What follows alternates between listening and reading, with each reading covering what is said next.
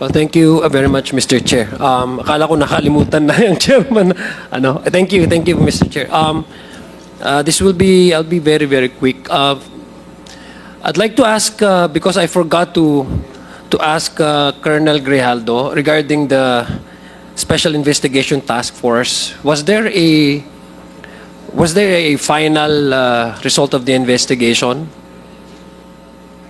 The submission of the resolution of the Yes. SITG was already submitted to the CIDG, Your Honor. So may nahuli na ba, na-identify na ba yung mga assailant, yung nakita sa CCTV? Were they Your Honor, apprehended, I or have was there no, any case filed against a particular person? I have no personal knowledge as to the resolution being done by the SITG, Your Honor. That's unusual because you're part of the Special Investigation Task Force, hindi ba? Would you know? Your Honor, I was already relieved from my position as the Chief of Police of Mandaluyong before it was resolved, Your Honor. Yeah, because Mr. Chair, if I can recall last hearing, there was no individual that was charged in relation to the murder case of General Barayuga. That's so unfortunate because the government invested so much. They even created a special investigative task force to really unearth what caused and what are the culprits and what are the reason behind this murder. And yet so ironic because walang nakasuhan. Yun lang po. That's just my manifestation, Mr. Chair. Mr. Chair, I'd like to invite to the attention of General Wilkins Villanueva. Sir, magandang gabi po, sir. I'd like to take off from the line of questioning of Congressman Keith Flores earlier. I know these questions have been asked and then in the earlier previous hearings that we had, and I believe you have also, in fairness to you, you have also responded quite extensively on some areas concerns by the committee. Just like to zero in on the issue of the Dumoy raid. Vis-a-vis, there's also another raid that happened, hindi ba? Apart from the Dumoy raid, there's also another area which a raid was also conducted, and there was also the issue on the Arlene apartment, no? So, Mr. Chair, if I may understand it correctly, these are three separate occasions and events, but interlocking altogether. Tama ho ba, General Wilkins? Yes, Mr. Chair. Yes, thank you very much. Earlier you said, and the portion of that you have already answered the question of Congressman Kit, but there seems to be, for me, sa akin lang po, in my own understanding, I'd just like to tighten some loose ends, no? Tighten up some loose ends. So yes, you have already confirmed that there was the Dumloy raid in 2024, that this is a product of a 3-month surveillance. And apart from that, there was also a separate raid, no, in other location within Davao City. Ano po ba yung location na to, Mr. Chairman, General Wilkins? There was a warehouse, chemical warehouse in Agdao. Agdao, Davao City. tama, Agdao. So there's the Dumloy, and there's the Agdao, and there's the Bunawan. Yes, Mr. Chair. Akala ko ba, so tatlong raid po ito nangyari? Tatlo, Mr. Chair. Okay. So iba pa ho yung Arlene apartments. Yung no? Arlene apartment, Mr. Chair, is not a raid. It's a Yes. visit. Okay. So gusto ko lang pong this was also the raid was conducted by the same joint operation. Tama po ba? No, Mr. Chair, on different days, Mr. Chair. Yeah, but the same operation. team, same operation, same Yes, teams Mr. involved. Okay. So when you say joint operation, same team, you were talking about your unit, which you represent in this case sa PIDEA po, no? Yes, Mr. Chair. And then with the assistance, of course, of the PNP, local PNP. Yes, Tama po Mr. ba? Chair. And what other agencies? EDSOT, Mr. Chair. EDSOT. EDSOT. I'm not- And yung Yes. PACER, Mr. Chair, yung police, PACER, police emergency response, Your Honor. Ito yung na pumalit sa PAOK TF, Your Honor. Can you be so kind enough, General Wilkins, as to spell out to us the acronym of ETSOT? Kasi I'm not Okay, sir. good at- Papa Alpha Charlie Echo No, I mean, Romeo. what does it stand for? Police Anti-Crime and Emergency Response, Mr. Chair. But this is still under, a unit ba ito under PNP or PDEA? Unit yan, sir, that was created to replace the PAOK TF, Okay. Mr. Chair. Thank you. So, who heads among these three agencies? What are the coordination in terms of the one on top of everything, no? Monitoring, handling, the surveillance, doing all the directives. Which among these agencies would you say that you'll be your? It was top- me. It was me, Mr. Chair. Sino po? I had the overall. Yes. So meaning to say, in terms of the principle of command and responsibility, as well as concept of command and responsibility that applies to you po in this particular surveillance, in this particular raid, tama po ba? Yes, Mr. Chair. Mr. Chair, kanina po ang sagot niyo po kay Congressman Keith Flores, General, was that you already submitted a surveillance report, tama po ba? No, Mr. Chair. We submitted the after operation report of the Dumoy laboratory, the conduct of the clandestine laboratory operation at Dumoy. We also submitted a spot report on the raid, on the implementation of search warrant on the warehouse, chemical warehouse at Agdao, Davao City, and also submitted after operation report on the implementation of warrant dun sa Bunawan, Davao City, Mr. Chair. Okay, so Everything was submitted to the National Office of the Philippine Drug Enforcement Agency. Okay. So, kanina po, and in early previous hearings, you mentioned that you have already invested so much on the surveillance, no? Doon po sa Dumoy, no, before you conducted the raid. In fact, those personalities that you've mentioned, Joe Chua, Alan C., you have actually followed these individuals as part of your monitoring surveillance, no? Would you say that the same degree of surveillance was also been made on the three separate locations that you had conducted the raid? Halimbawa, ang Agdao ba yun, sir? In Agdao, Mr. Chair, kita namin kasi doon lang sila kumukuha ng mga crates, wooden boxes, papunta doon sa Dumoy Laboratory, Mr. Chair. So walang tao doon sa Agdao. Doon sa Bunawan, Mr. Chair, is doon naglalagay yung si Alex Kim and si Jong Pilapil naman, Mr. Chair, is one of those in charge doon sa nakikita parate doon sa Bunawan Polytex foam factory, Mr. Chair. Okay. So, yung sa surveillance po, how do you prepare the surveillance report? Is it you who signed the surveillance report or including those other agencies that were involved in the operation? Every end of the day, Mr. Chair, I collect all the reports. And then, delegate again kung ano yung next na duty nung incoming teams. Ina-analyze kasi namin yan, Mr. Chair, every day. Kung pwedeng tigilan na yung ibang personalities dahil every day, Mr. Chair, dumadami na dumadami yung person of interest. So, every day or twice a week, i-eliminate kami ng persons of interest so that makatutok talaga kami dun sa talagang nagmamanage or operators ng clandestine laboratory, Mr. Chair. Okay. So, to whom did you submit the surveillance report again? Sa akin sila nagsasubmit. However, it was covered by the case operation plan.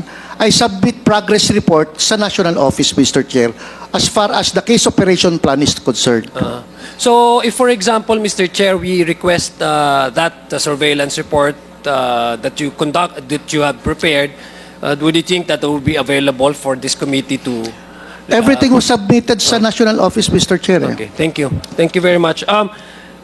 Which actually prompted the surveillance? What is it your decision, Mr. Chair, or was it part of the overall decision of all of the agencies involved in the operation? Come again, Was it- Mr. Chair. I didn't. Yes, thank you.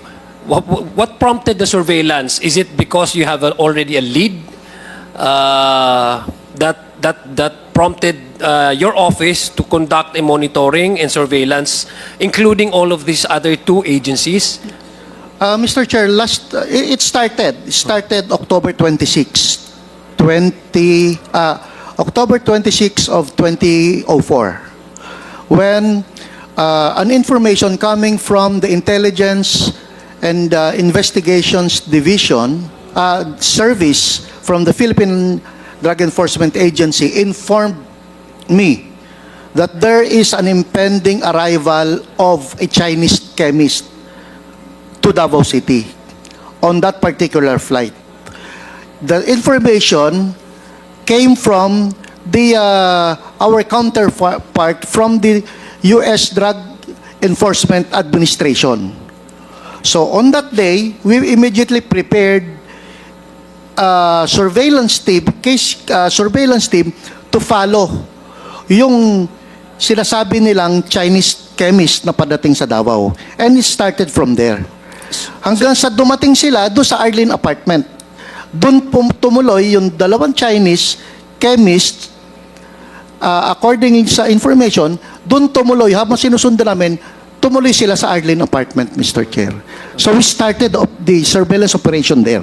Okay. So just in order for this committee to be more appreciative of the timeline, this happened months before the Dumoy raid, or Months before. 3 months before the Rumoy raid, Mr. Chair. Okay, Because so- it started October 26, 2004. So the chemist that you were referring to, was it Alan C? No, Mr. Chair. Sino po yun? Would Hindi you know? namin kilala, Mr. Chair. Walang pangalan, Mr. Chair. Basta, nasunda namin, papunta sa Arlene apartment, and from there, we started the whole coverage of surveillance. Unfortunately, Mr. Chair, wala siya during that time na nang-raid kami, Mr. Chair. Wala yung dalawa doon, Mr. Chair. But you mentioned in the previous hearings, Mr. Chair, General, that you already had a lead doon po sa case ni itong certain Alan C. That you have monitored and survey, yung magkaroon po kayo ng surveillance. In fact, dinikitan nyo po for past 3 months, no? Yes, Mr. Tama. Chair. Okay. So this was before the arrival of these two Chinese nationals who allegedly are chemists and may involved in drug manufacturing. Meron na po kayong lead with Alan C. Wala pa, Mr. Chair. So doon po nag-lead yung tong two chemist lead Doon that led nag-start. you Doon nag-start ang investigation, Mr. Chair. with Alan C. Doon sa Arlene apartment, Okay. kung saan tumuloy yung mga Chinese, Mr. Chair. So, I'd just like to go down to details, no? Pardon me, General Wilkins, kasi gusto ko lang pong, sabi ko nga, maintindihan, may mga medyo gray area pa ako na hindi masyadong magets. And don't hesitate to correct my data, ha? Yes, Mr. General, Chair. Mr. Chair. Again, during the raid in Dumoy, 6 Chinese nationals were killed. Tama po ba, according to you, no? 6 nationals. 6 Chinese nationals. Mr. Chair. Just to refresh the memory, no, ng mga members dito, ano po yung manner ng kanilang pagpatay when you entered the premises? Were armed? Were they in what manner by which the agents at that time had decided to directly fire at these 6 nationals, which resulted to the death of these individuals? Mr. Chair, we divided our team do sa first floor, second floor, at yung perimeter. Pagpasok namin, Mr. Chair, kita agad namin lulong yung mga in-check na naandun, sir. Lulong sa droga. Kumbaga, talaga nagwawala yung mga, may baril sila. So, doon nagkaputukan, Mr. Chair. Doon sa conduct of clandestine laboratory operation, Mr. Chair, as much as possible, ayaw namin pumutok doon. Kasi, any spark, may hydrogenator kasi doon sa clandestine laboratory, Mr. Chair. And any It might spark, explode Yung the entire facility, Yes, halimbawa. explode yung entire facility. That's why ang instruction ko, kasi yun yung training namin, coming from the trained kami ng United States Drug Enforcement Administration. So wag kayong walang puputok doon hangga't maaari. So yun ang instruction. Pagpasok pa lang namin, Mr. Chair, nagwawala na yung mga incheck na naandun. Pumuputok. Okay. So sinabi niyo po may mga baril sila, which again, let me go back to the surveillance report. Nandun po sa surveillance report na sinait po niyo kung anong klaseng baril ang mga natagpuan niyo po na dala-dala or nasa side ng mga Chinese nationals, which actually made you decide to engage in firefight against, with this allegedly mga drug.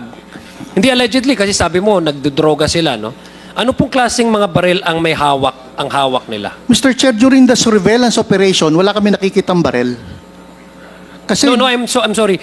During the raid. spot report. Yes, spot report. Oo, okay. Spot report, I cannot remember fully. Basta may nakita kami, may ginamit silang 45 pistol, 1911. May ginamit silang 9mm pistol, 9mm pistol. Hindi ito Mr. Chair, tunay na ito, hindi paltik. Basta I believe parang may 4 na baril na nakuha doon, Mr. Chair. At yung dalawa, Mr. Chair, is unarmed during that time. But I'd like to say na yung isa doon, Mr. Chair, is nakuha natin doon sa pinakadulo, pinakasulok, nagtatago, doon nakipag-agawa ng baril sa member ng AIDSOT, Mr. Chair. Kaya nakipagbarilan din yung AIDSOT at pinatay din yung isang incheck na nang aagaw ng baril doon, Mr. So Chair. all of this information were available or were Doon sa spot report, sa Mr. part. Chair. Would you know, Mr. Chair, kung saan niyo po na-submit itong trust part sa national? We submitted that to the PDEA National Office. Doon sa National Office, Okay. Mr. Chair. Mr. Chair, I'd like to ask Pidea. Pidea, can you confirm whether if there is a spot report that were submitted to your office involving the raid at Dumoy, no? Dumoy. Sorry. Sir. Dumoy raid? Yes, Mr. In detail, including all of the circumstance by which these Chinese nationals were killed, including all those arms that were also collected within the area, Pidea? Yes, Mr. Chair, but the spot report, sir, is limited in details. What do you mean limited in details? There's a narration of the facts, only the daytime and the place of the incident, and the operating unit. But the weapons recovered, only one, sir, caliber 45. Can you speak louder po? Sorry po, sir. Medyo mas matanda ho ang tainga ko sa iyo. Only one pistol recovered, sir, that is caliber 45, Yeah. based on the spot report. General Wilkins, you mentioned about a certain arms, but according to Asik Gumban, this is only one. We don't know, Mr. Chair. Soko na ang Mr. Chair, nag-investigate. Immediately, pumasok na ang Soko doon, Mr. Chair. Okay. But So- we saw firearms there, Mr. Chair. But did May you... picture yun, Mr. Chair. Okay. But did you also include that in your SPART report? Yes, Mr. Chair. Yes, Pidea, I just want to clarify something because this is part of the loose ends that I want to tighten up. Was there any spot report? Was there, narinig niyo naman po si General Wilkins, that firearms were photographed, they were also collected, and they were submitted to you attached with the spot report? Usually, sir, the spot report is just the spot report. Do you have it right now with We you? have the spot report, sir. Okay, can you please read to us the salient features or salient portions of that spot report? Yes, sir. Operation details, date and time, December 31, 2004, 12 o'clock a.m. or that is midnight. Place of arrest, MacArthur Highway, Dumoy, Davao City, Davao del Sur. Operation type, search warrant. Issued by Honorable Judge, no name. Can you go directly to the ones that I would like to solicit information from General Wilkins? How many firearms were there reported in this report? Weapons recovered. Firearms, ammunition, magazine, quantity of ammunition, 0, magazine, 0. Description, pistol, caliber 45, no serial number. Who signed that spot report, Asek Gumban? Who prepared that? This is unsigned, sir, but this is the spot report that we have recovered. That is 20 years ago, sir. I know, but do you have a signature there that None, sir. None? General Wilkins, is it part of the spot report supposedly that you signed the report? Yes, Mr. Chair. May mga pictures pang kasama doon sa spot report namin, Mr. Chair. yes, okay. And indicating doon yung mga baril na nakuha, Mr. Chair. Kung saan nakuha yung baril, kung nasaan yung tao, naandun lang, may complete picture yun sa Mr. Chair. So I don't know if we are referencing to the same document because apparently Asek Gumban is reading on the paper, on the document that he's with him now, right now, and there's no signature. There's only one mention of his pistol, and we're talking about 6 Chinese nationals who were killed on the spot. And they were, according to General Wilkins, they were quite... How many pistols would you recall? Parang 4 yun, Mr. Chair. Yeah, but it does not go with the spot report that they Mr. have. Chair. Yes, please. Kasi yung binigay ko sa National Office is the complete spot report. Yung pinapakita nila, Mr. Chair, is coming from the database na, sir. Wala namang narrative doon. Kung in-encode nila yon, hindi kompleto, hindi tama yung pagkakakuha nila doon sa spot report. Kasi, Mr. Chair, yung spot report na pinadala namin, kompleto yon with picture. Okay. Maybe, Mr. Chair, kasi medyo late na rin po, just request, Mr. Chair, that if there's an available spot report, apart from what you're holding right now, Asik Gumban, maybe you can also locate this spot report and then show the committee, or whether that's the only spot report that you have as in relation to Dumoy raid. Except for the spot report, sir, we have also the logbook.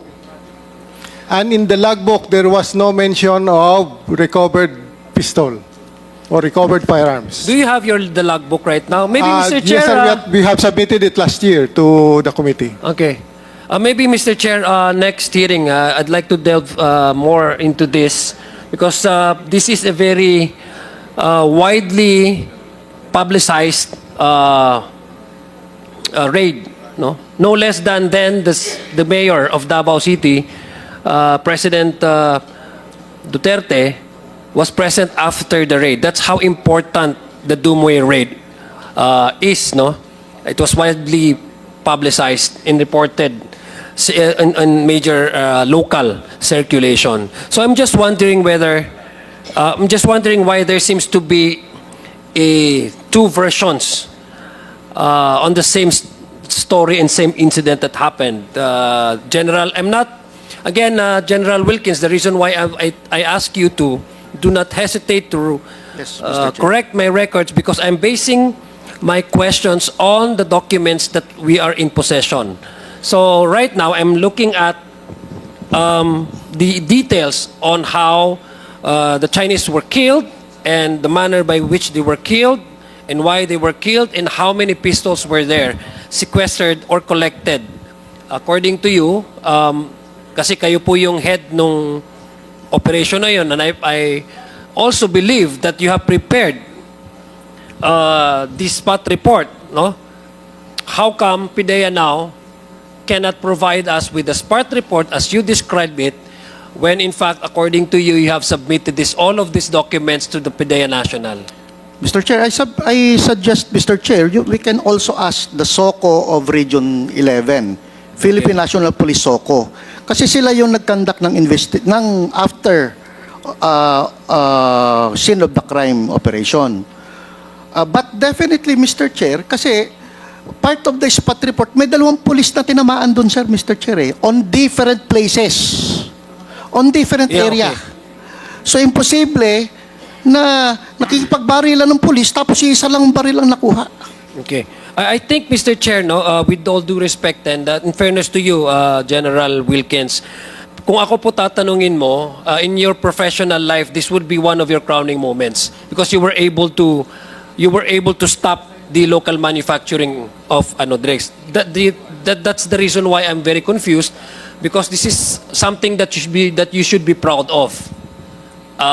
Tapos yung basic na part actually of a protocol of a procedure of a raid that has been already been successfully conducted is yung report in black and white comprehensively at i-report sa national headquarters, in this case ang PIDEA.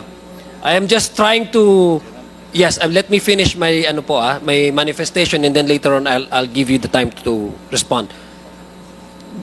Bakit sa ngayon when I'm asking the spot report mukhang dalawang version at hindi magkatugma? Ang sagot niyo po, explanation and with the document that the PIDEA is now in possession. So yes, General Wilkins. Mr. Chair, yung spot report na ibinigay namin, kompleto yon, Mr. Chair. Actually, I have a copy of that spot report before. But nasira lahat yon, Mr. Chair, nung nagkabro ng bagyong Undoy. Actually, may kopya pa ako sa laptop ko noon during that time. Nakurap lahat yon, Mr. Chair. The only thing that I had during that time, na kompleto from start of the case operation plan hanggang sa first progress report, hanggang sa fourth progress report, hanggang sa spot report na ipinadala namin sa PIDEA. Okay. Usually, sir, sa PIDEA, talagang operation center ang tumatanggap niyan. At pag kinulit ng operation center, itatype yan dun sa NDIS, yung National Drug Information System. Hindi natin alam somewhere along the line bakit hindi na ipasok yung baril. But Mr. Chair, pinagpiestahan ito ng pulis. Pinagpiestahan ito ng AIDSOT. Ang daming na-promote sa kanila, Mr. Chair, because of that spot report. Na gumawa rin si Colonel Asierto. And doon sa spot report ni Colonel Asierto, meron din silang baril na in-report doon, Mr. Chair. It's not only one, Mr. Chair. Yeah, I don't argue on that, and I believe that meron nga spot report. It's just that hindi ko nga mahanap. That's why I'm asking for it. And apparently, Asek Gumban, tama po ba na yan po yung spot report, no? Anyway, this is something that up to now, I'm being confused because sabi ko nga, masyadong importante itong Dumoy raid kasi kung from the perspective of law enforcement, successful ito na you were able to not only stop the proliferation of the manufacturing of local illegal drugs, but you were also identified those involved in the local manufacturing of the illegal drugs. It's just so happened that bakit hanggang ngayon wala tayong makitang spot report. And then your explanation po, General Wilkins, does not coincide with the document that Asek Gumban is now reading to us in his possession. So anyway, let me proceed. Kindly wrap up to Congressman Adiong. Okay, sige. Anyway, let me proceed to another issue, Mr. Chair. Mr. Chair, short interjection Yes lang. po. Kasi sinabi po kanina ni DG Wilkins, former DG, na doon daw sa nakita nila nakita nila na lulong sa droga po yung mga tao na nandoon. So have you conducted po yung test or toxicology test or whatever? Kasi baka nagiging judgmental lang tayo. Mr. Chair, dun sa scene of the crime, usually, Mr. Chair, ang addict, normal addict, tutor lang yan eh. Tutor, water pipe, tapos foil. Thank you. Mr. Chair, pagdating nakita niyo namin po? doon, yes, Mr. Chair. Mr. Chair, pagdating namin doon, yung pinaka-water pipe nila is nakalagay dun sa bote ng mineral water. Tapos ang laki ng tuter nila, ang laki ng water pipe talaga. Kasi tinetestingan nila yung gawa nila, Mr. Chair. Although, immediately nakita niyo kasi, Mr. Chair, pag after na neutralize na namin lahat, idinala namin sa Davao Sanitarium. Lahat yon. And unfortunately, pagdating namin doon, all of them were pronounced dead. So wala nang nakapag-conduct ng toxicology or what, kasi patay na lahat yung naandun sa Davao Sanitarium, Mr. Ay, Chair. paano po yung autopsy? Nag-conduct ba ng autopsy? Nag-conduct sila doon. Kompleto naman sila doon, Mr. Chair. Okay. So, yun lang po, Mr. Chair, gusto ko na linawin, baka nagiging judgmental lang ang sinasabi, Lulong. So, kailangan natin ng scientific investigation or report. Thank you po. Yes. Mr. Chair, may I continue po, Mr. Chair? Yes, General Wilkins, di ba tatlong occasions po ito, no? Dumoy, Adlaw, Bunawan. Bunawan, Mr. Oh, ito po yung mga raids. Yung may na-mention po kayong 11 Chinese nationals, ito po yung naaresto. Ano yung ilang tao po bang naaresto dun sa Adlaw? Hindi ko alam kung ilan yung arrest. Walang naaresto sa Walang Adlaw, na-arrest? Mr. Chair. Okay. Sa Bunawan, may naaresto po?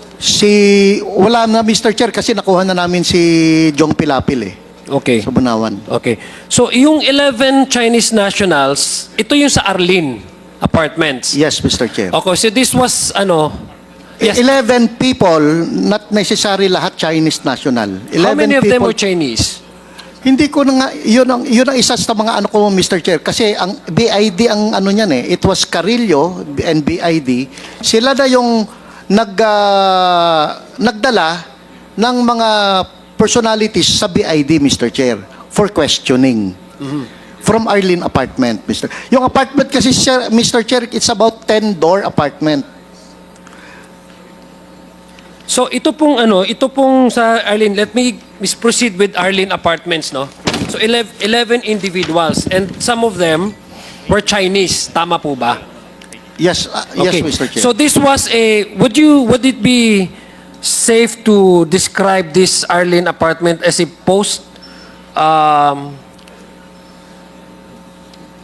post-raid operation?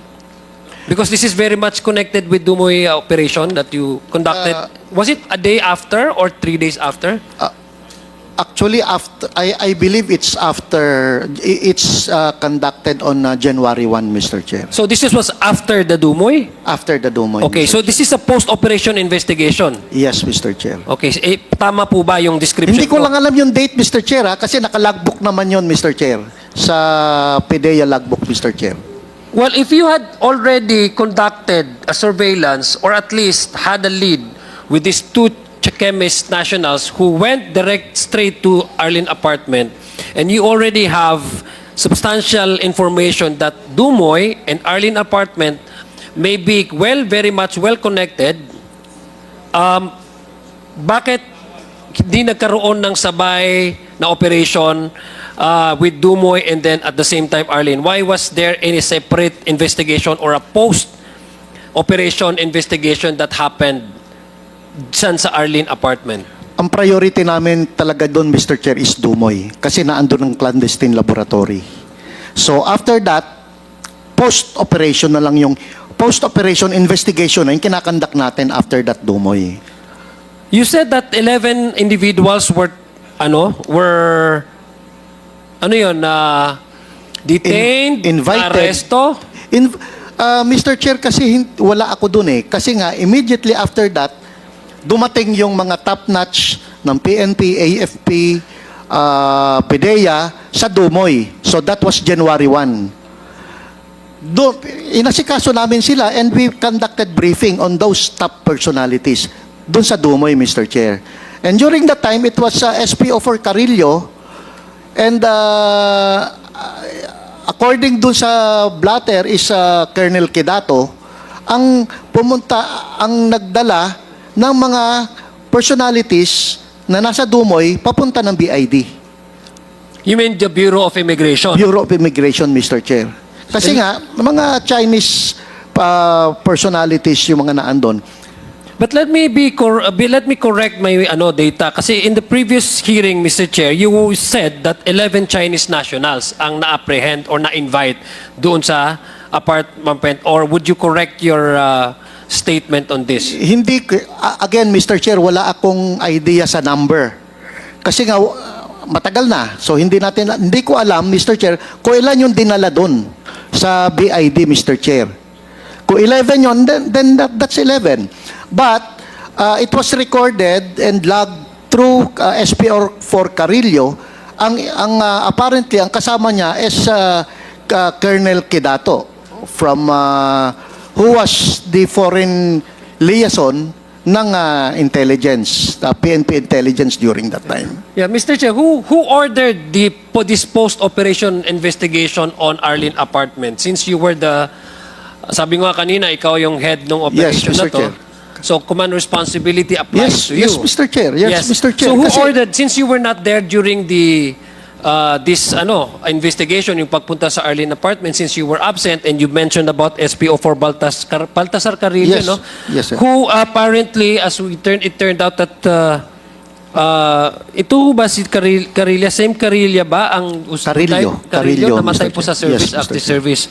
Ito pong si Monty Di Ramos din po, patay din. Investigator ko yan, Mr. Chair. Patay din po. Patay na din daw. Okay, since you were not present in the Arlene apartment post operation, sino po ba sa mga team mo ang po pwedeng mag-corroborate? Kasi gusto kong malaman kung how these nationals or Chinese national were turned over to Bureau of Immigration, which I'd like to ask Bureau of Immigration later on. Hindi ko na malaman, Mr. Chair, kasi ang parati ko naalala is yung team leader ko. And then the team leader chooses yung team niya kung sino yung pwedeng Pero kayo kasama. po yung nag-order nung Yes, ano. yes, Mr. Chair. Yes, Pero Mr. Chair. si SPO for Baltasar Carrillo po yung team leader ninyo. Siya ang operations, chief of operations ko, Mr. Chair. And nakita niya na vital yung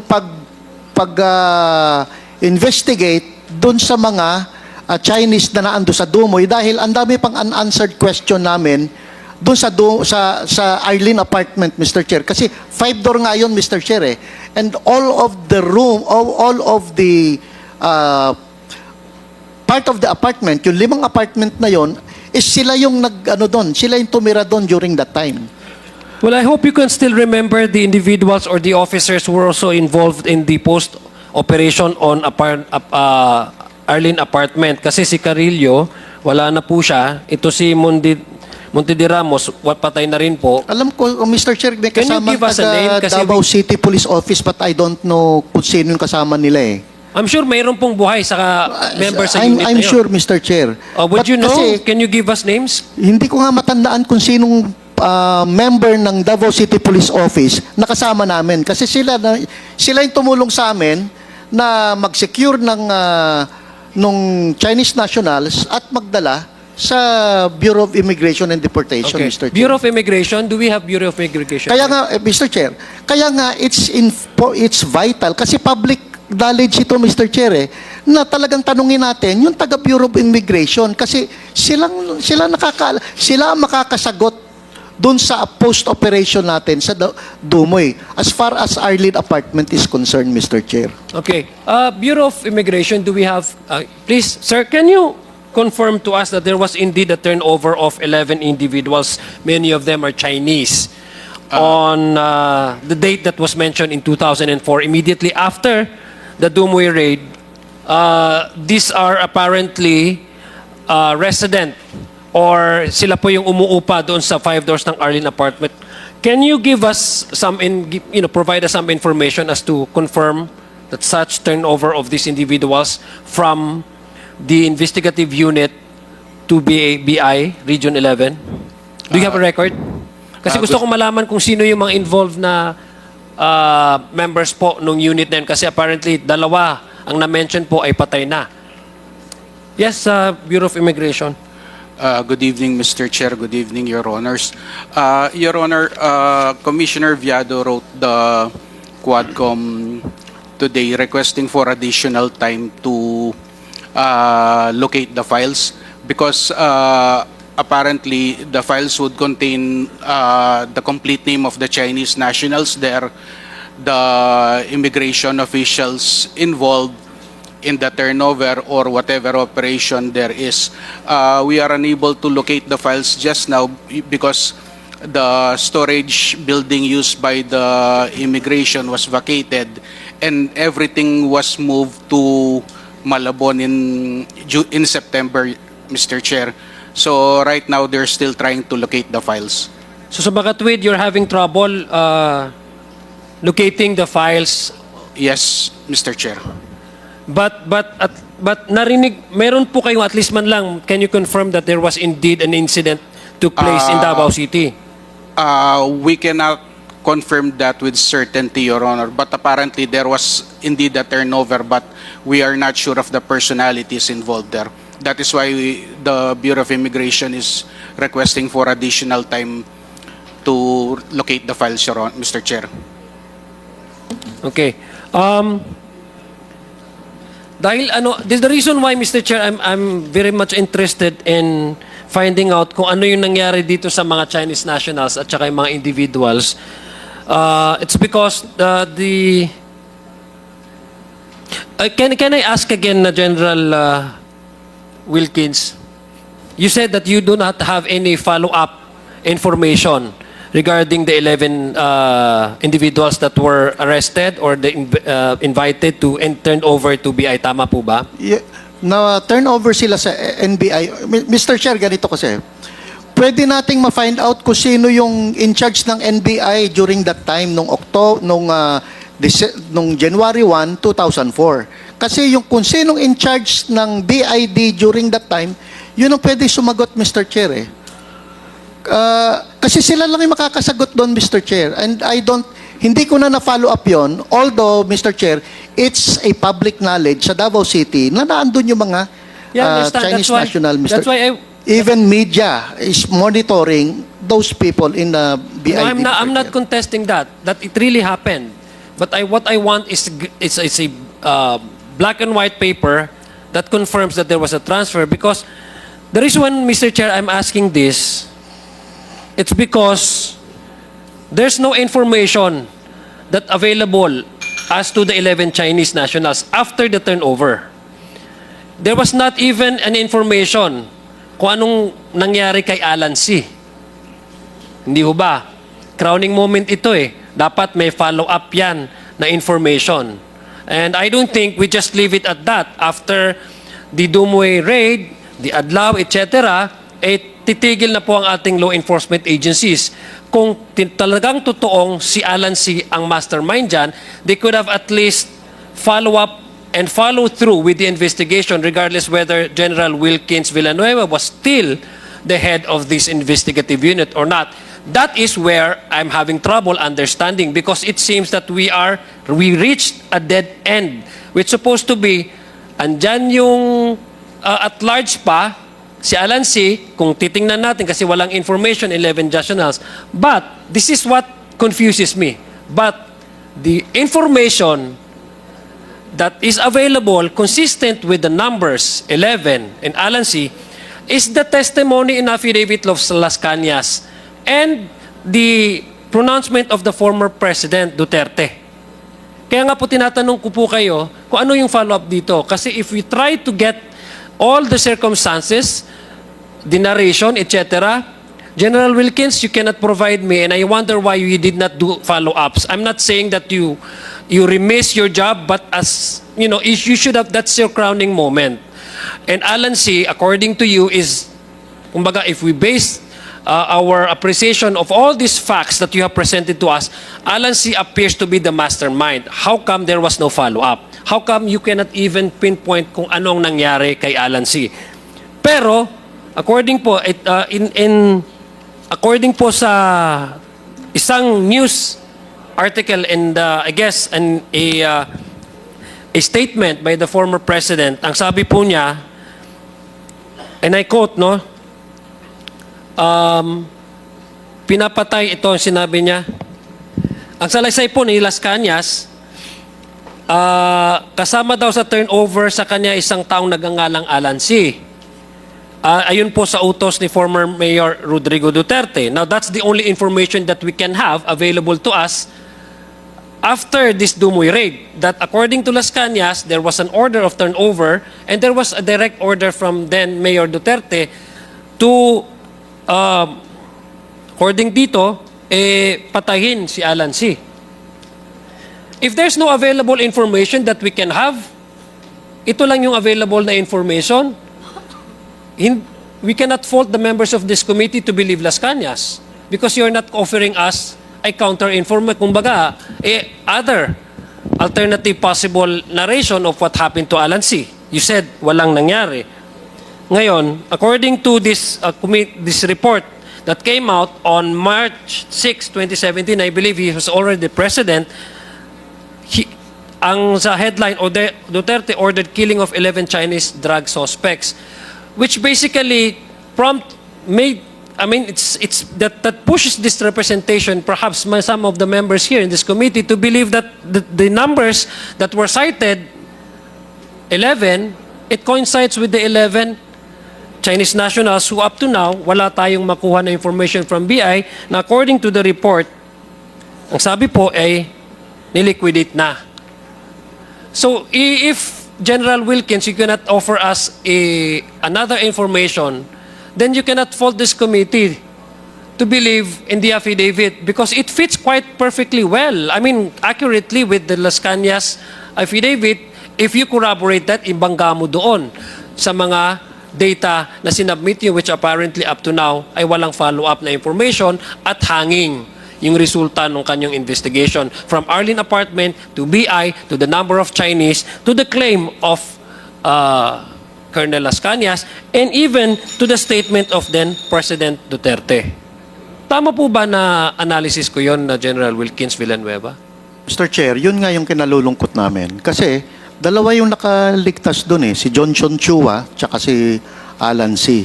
Johnson Chua, yun yung we believe na siya yung nag-finance talaga ng laboratory, Mr. Chair. Limited, during that time kasi, Mr. Chair, limited talaga yung capability namin. Kasi after that, nag-alisan na lahat Kami na lang naiwan So limited yung capability to look for yung as far as manhunt of those two personalities is concerned. Now, yung sila sabi na pumasok sa BID, hindi na alam kung ano nangyari. Mr. Chair, lumabas, may isang mga according to ex-Senator Trillanes, na galit nga siya dahil ang inilagay doon, dahil Chinese New Year, palalabasin yung mga matatandang incheck na inilagay na idinala sa BID, Mr. Chair. I still can remember that. Hindi ko lang dala yung laptop ko, Mr. Chair. Ibig sabihin, naandun yung mga Chinese personalities na inimbestigahan na doon sa PID, Mr. Chair. Kaya nga, it's really important for the Bureau of Immigration and Deportation to find out sino yung chief during that time. Kasi dapat siyang tanungin natin dito, Mr. Chair. Kasi sila yung tumanggap ng Chinese national doon sa kanilang departamento, Mr. Chair. Yeah, Mr. Chair, we are all serious in really trying to protect our streets from illegal drug trade. We are all serious. We are nobody in this room, Mr. Chair, na magsasabing ayaw namin sa droga. Pare-pareho po tayo dyan. But let's be serious about it, no? Kung gusto ho natin talagang mapinpoint kung sino yung mastermind dyan, in this case, sabi nga, si Alan C., wala pang follow-up information, hindi nga natin alam. How can we seriously try to eliminate drug syndicate when in fact, if the only available information that we have is instead of a follow-up investigation, these 11 Chinese nationals could be a very important source of information to follow through your investigation. Because I believe this is not just a local problem. This is an international problem. And apparently, if these 4 Chinese nationals are involved in the illegal drugs, it means to say that we are importing illegal drugs. Kukonek ko po doon sa BIC, merong 6 metric tons, 6 point something billion tons of chabu that were smuggled in the right before our doorstep sa MICP and PNC. It's very saddening, no? If you're really serious in trying to curb illegal drugs, root out illegal drugs from our system, from our country, then that was a perfect opportunity for us to really locate the big fishes, Alan C. But now we can even know where Alan C is. And yet here comes Las Cañas who are offering us an information that he did put a bullet in the head of Alan C. So it leaves us with no option but to believe in the affidavit that perhaps these 11 nationals were were a victim of EJK. Would that be a correct assessment, General Wilkins Villanueva?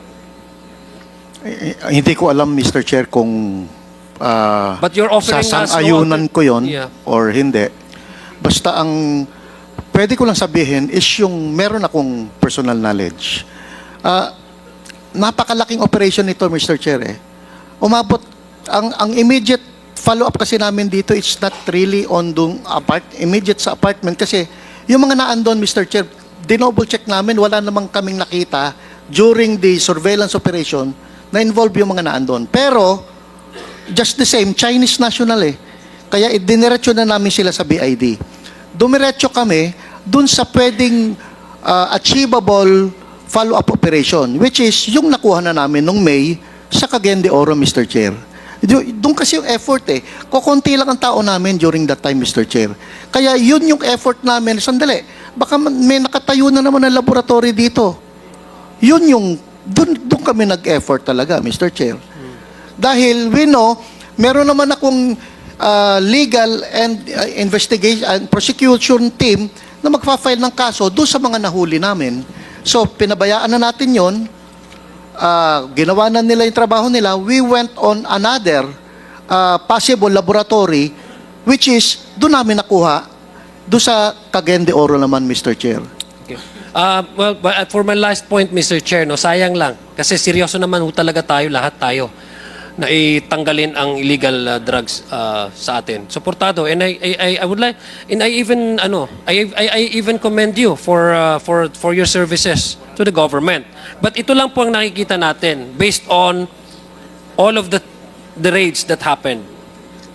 And I think this is a lost opportunity sana. Jed Pilapil appeared before this committee and confirmed, recognized, identified that there was a certain individual by the name of Hong Min who owns DCLA mall in Davao City, which apparently Alan C., who according to your investigation is the head or the mastermind of the illegal drug manufacturing syndicate in Davao City, who happens to have a business in the mall that owns by Hong Min, who turned out to be Michael Yang. That's a lost opportunity. Sana, if we follow through, mas malaki pa yung makukuha nyo. Alan C. is nowhere to be found. Lost opportunity. And the only information that we gather is the statement of former President Duterte out in the public and Las Cañas. Mind you, General Wilkins, we don't make up stories here. We based our understanding on the documents that you submit, on the statements of any officials involved during the Dumlao and many other areas in Davao raids. No less than the former president said, pinaliquidate niya yung 11 Chinese. So you cannot fault the members here if we believe that, because you offer us no alternative, no other information than the information of Las Cañas, corroborated by then the statement came out. I don't know if it's an interview, but this is already out, and you can search that, you can Google that. The interview was there, conducted on March 6, 2017. He was already the president. That's a lost opportunity. If indeed, if we believe it to be true, what the president said in this interview, then the 11 Chinese could have been a very important source of information to track down transnational crimes. Sayang lang.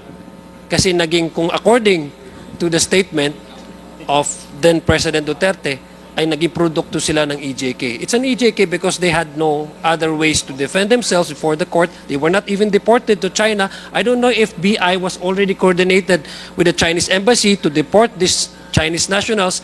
But according to Las Cañas, they ended up with the bullets in their heads.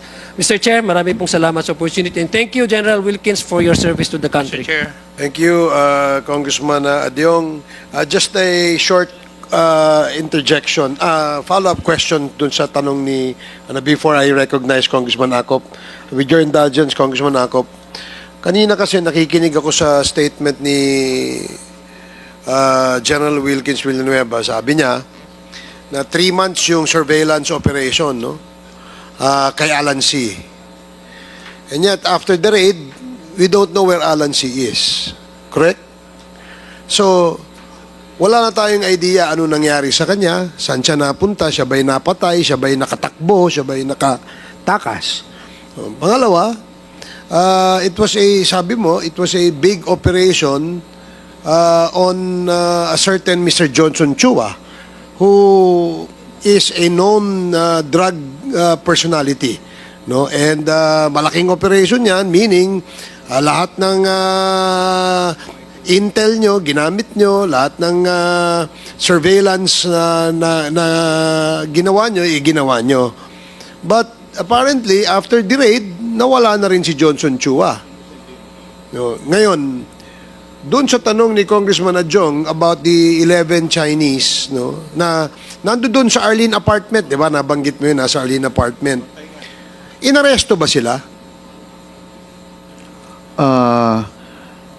Hindi ko alam kung paano inano ni Carillo yon, Mr. Chair. Kasi kasama si Colonel But Quedato Carillo was under doon sa you. logbook. Si Carillo ay under sa'yo, no? Yes, Mr. Chair. And does he act upon your orders or he acts independently? Yun na kasi yung follow-up na dapat doon sa Arlene apartment, Mr. Chair. So, Follow-up, I surmise na they were invited for interview, Mr. Chair. But since napakarami ng hawak ang PIDEA during that time, ipinasok namin sa Bureau of Immigration para doon So, mag-conduct na investigation, Mr. Chair. It was upon your orders na tinurn over ito sa Bureau of Immigration. Yes, Mr. So, Chair. I'm sure, dahil tinurn over mo yan, meron kang record of turnover, no? I believe so, Mr. Chair. So, do you have a copy or does PIDEA have a copy of the records of the turnover ng mga Chinese dun sa Bureau of Immigration? Do you have that? Only in the Blatter report, sir. Only the Blatter report. So, hindi tuloy natin malaman. Saan tayo mag-uumpisa, no? Yun nga, Mr. Chair, it's vital na matanong natin yung kung sino in charge doon sa BID, Mr. Chair, on January 1, 2005, Mr. Chair. Sige, Kasi sila lang ang makakasagot doon, Mr. Chair. Ma-access naman natin yan. So, it's just that parang mahiwaga lang na nakawala yung malalaking drug personalities na supposed to be under your eye, under your watchful eye, ika nga, no? Kasi surveillance nyo itong mga to. Si Johnson Chua, si Alan C. And then ngayon, no one knows, no one can tell us where are they. Do you have any idea kung nasan sila? Yung immediate yung information, sir, is Johnson Chua immediately went to China. After nung sa raid doon sa Dumoy. But diba, he was under surveillance ninyo eh. Paano nakalusot sa inyo yun? Paano nakatakas sa inyo? If he was really under your surveillance? Yun nga, Mr. Chair, dahil kokonti lang talaga yung less than 20 lang kami noon, Mr. Chair, sa PIDEA. But yung PNP, hindi ba joint operations? Yes, Mr. Chair. After the operation, the Dumoy, nagbalikan na. So, ang naiwan na lang is AIDSOT na lang, tsaka kami. But who was Mr. Chair. doing di niyo ba kinontinue yung surveillance? Yung surveillance, Mr. Chair, halos twice a week pinapasok sa akin or every day. Sige, anina lang natin yan. Explore natin ulit yan pag mahaba yung panahon natin. So, Congressman Acop, you're recognized. Thank you, Mr. Chair.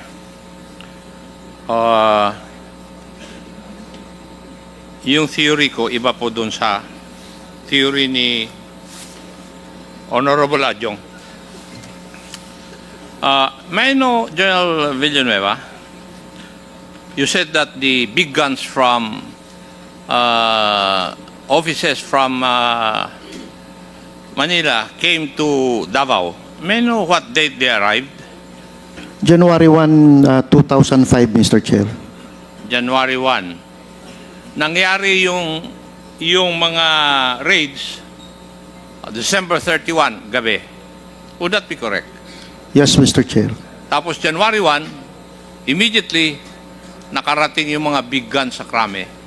Yes, Mr. Chair. Sino kaya nag-report sa kanila yung pangyayari? Mr. Chair, ako, Mr. Chair. Actually, Mr. Chair, in-report ko na agad kay General Abinido yung Mr. Chair prior to the implementation of search warrant. Yeah. Ang sabi nga sa akin, Mr. Chair, is wag muna at New Year yan. Okay. Yun lang po ang gusto kong pakisagot lang po yun. Now, a certain Carillo is a member of your unit then. Yes, Mr. Chair. Yes. Ang hinahanap ni Honorable Adiong yung 11. Tama?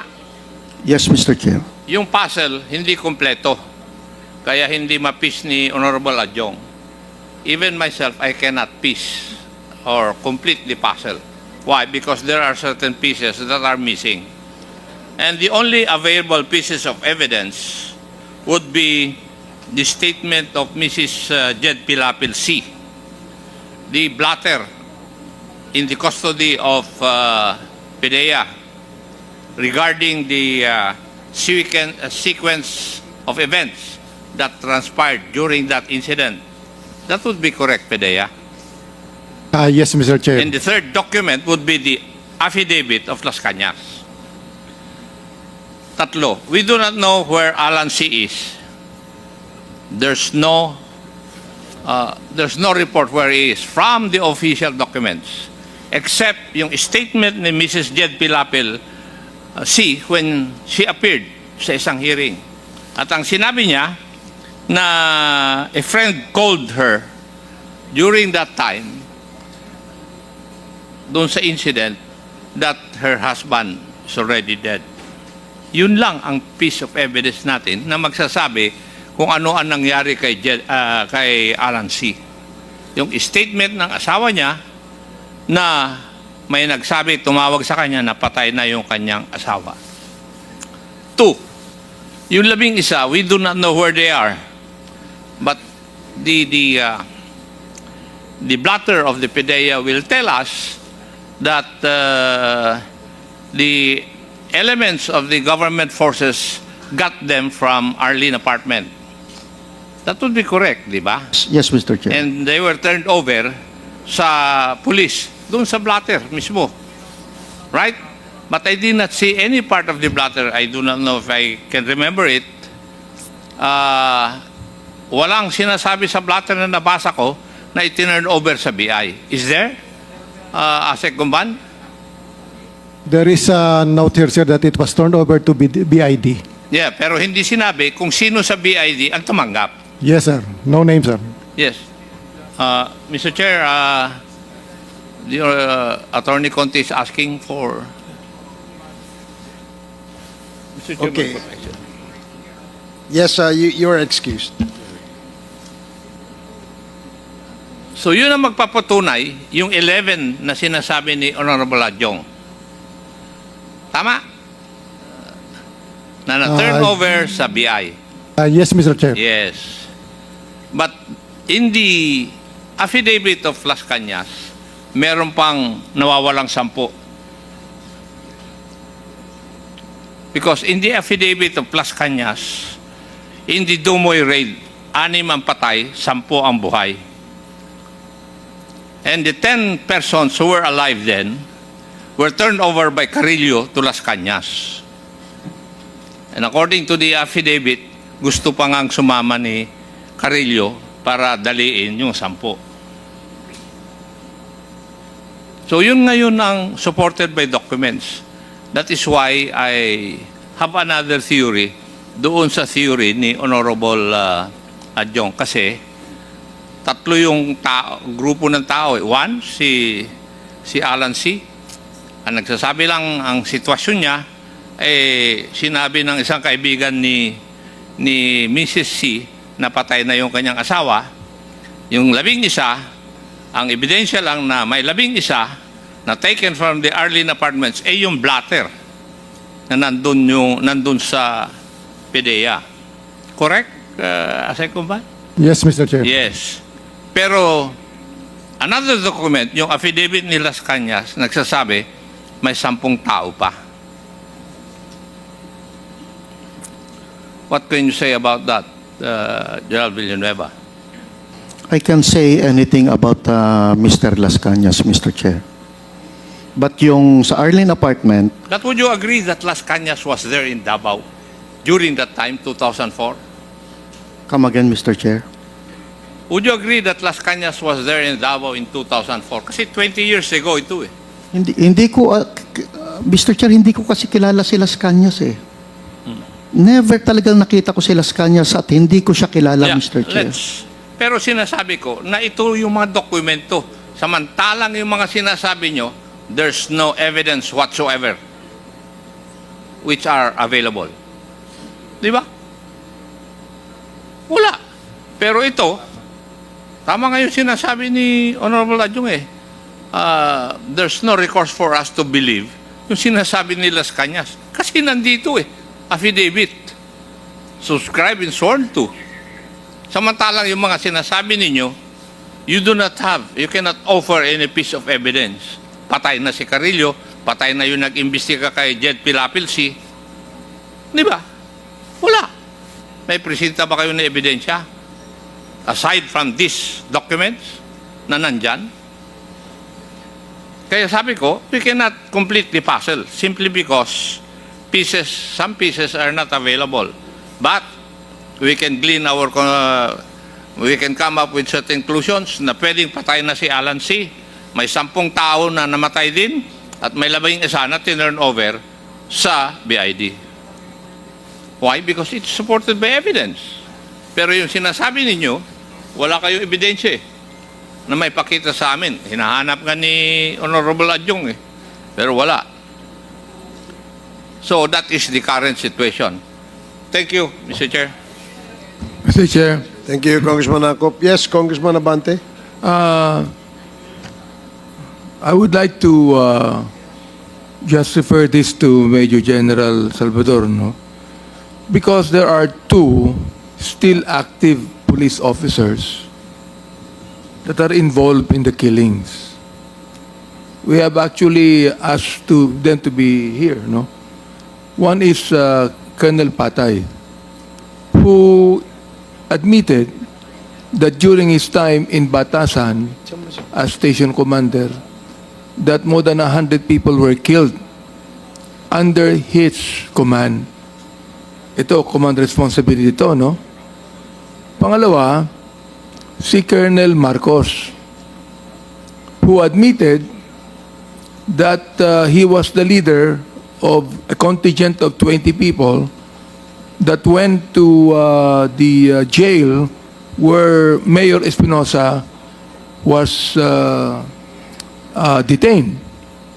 And he told his deputy, a major, to enter the jail with 6 of his men on the basis of a search warrant, and then they got out, and all of a sudden, Mayor Espinosa was killed. Still, these 2 police officers do not have any cases against them. Now, Colonel Marcos has said that all the cases he had were dismissed. Were dismissed. So I would like to find out from General Salvador, what would you do, for example, with these 2 still active police officers? Command responsibility yan. We will refer the case to the DIDM, Your Honor, the Directorate for Investigation and Detective Management. They are the ones, the offices that oversee cases like this. Of course, with the authority coming from the Chief PNP. I would strongly suggest, Mr. Chair, that